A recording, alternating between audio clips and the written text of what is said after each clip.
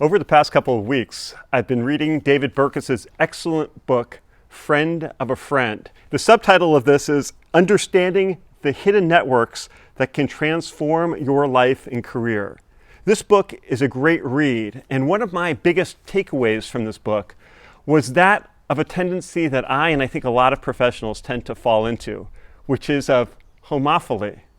Now, if you haven't heard that word before, you're just like me. I had not heard of this, but this is a commonly used word in sociology, and what it expresses is the tendency that people have to be attracted to or seek out those who are similar to themselves.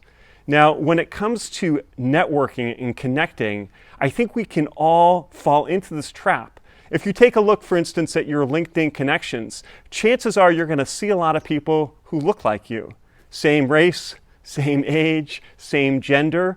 And what Burkus argues for is that we need to think more expansively.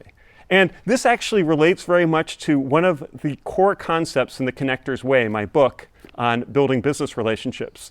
The second rule in The Connector's Way is you want to seek out individuals who expose you to new ways of thinking.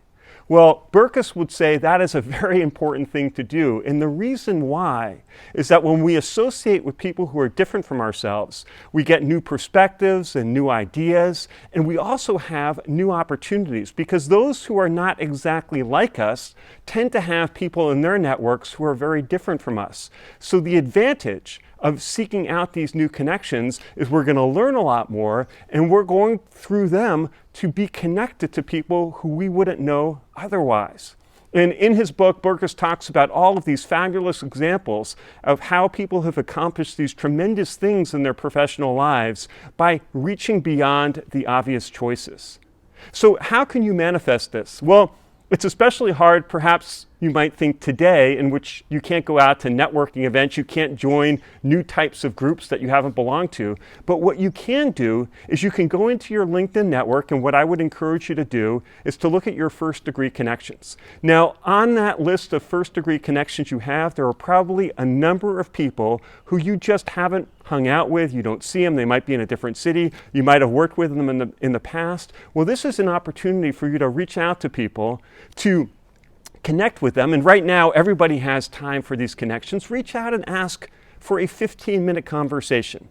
Ideally, you could do it on Zoom or on some sort of video platform, and just in those 15 minutes, talk to that person, learn how they're dealing with this pandemic, ask them questions about their career, see what it is that they're doing, and ask how you might be able to create some value for them. And then, of course, follow through. Now, what happens when you do something like this is they're going to want to reciprocate. We talked about this in past videos, that tendency that people have to reciprocate. But by reaching out, by getting beyond your homophily, by connecting with new people, you're going to be learning all these tremendous things.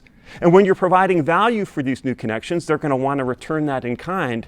So what Burkus argues for in this book, in terms of friend of a friend, is you never know where your next great connection is going to come from.